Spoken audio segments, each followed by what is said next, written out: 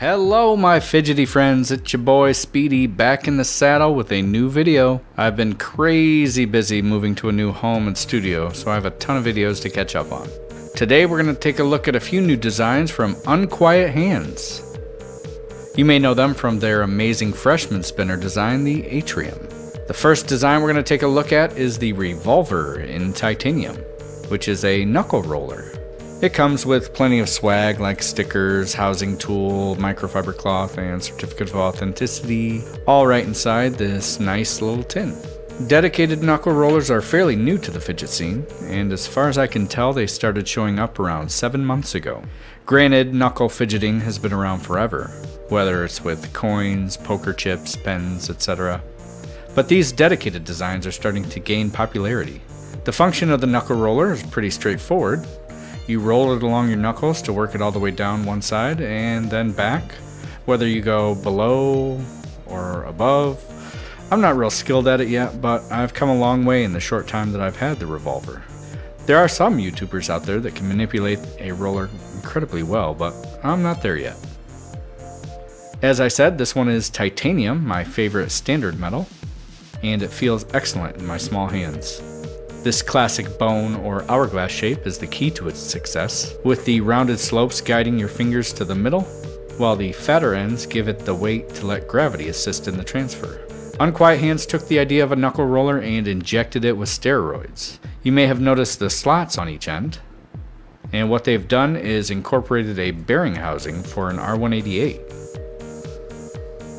This is a game changer because it adds a lot to the fidget factor.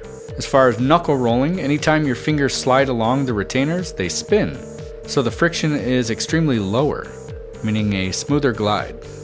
They even serve as a separate fidget, allowing you to hold the revolver and spin the retainer, which is quite satisfying. Those retainers are the impact points when the roller is on its side, so you can spin it like a top on most surfaces. You can be tricky like me and spin the retainers in opposite directions and do an epic spin drop. Pretty cool. Another neat trick is that you can remove the retainer and mount nearly any spinner onto it.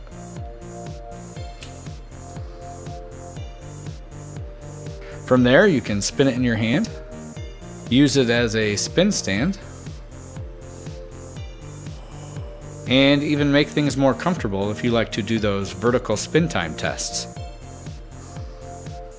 See, that's way much more comfortable than holding the grips.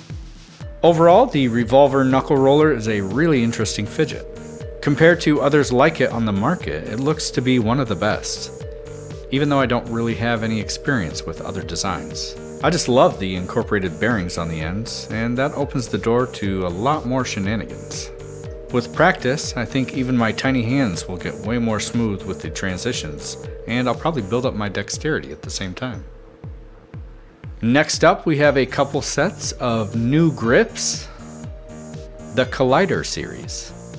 These are some thick, chunky monkeys, and they are spectacular. Why do I have two of the same set? Well, actually they aren't the same. Unquiet Hands made a really smart move and decided to offer the same style for both flush-mounted and retainer style bearings. In case you don't know what that means, flush mounted is where the bearing edge is the same as the spinner body, like here on the Sanitarium.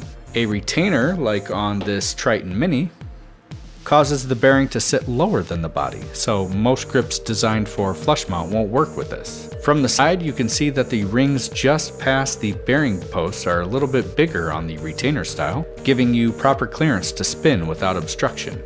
That difference aside, both styles have the same design on the contact portion of the grips. It's a super deep concave shape with these raised rings for extra friction.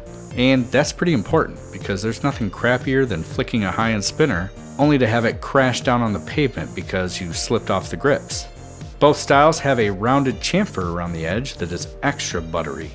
Quality smooth edges are a must for spinner grips, especially taller ones, as your fingers will likely rub against the edge when flicking.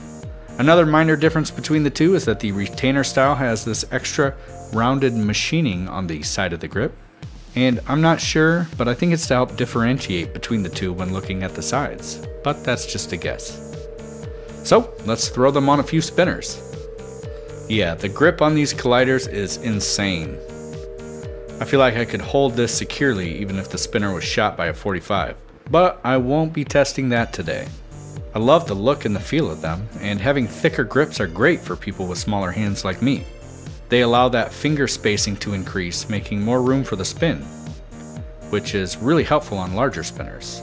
In fact, I've been on the lookout for the perfect grips for my Triton Mini due to its thickness and size, and the Collider, hands down, is the winner. It feels the best for sure.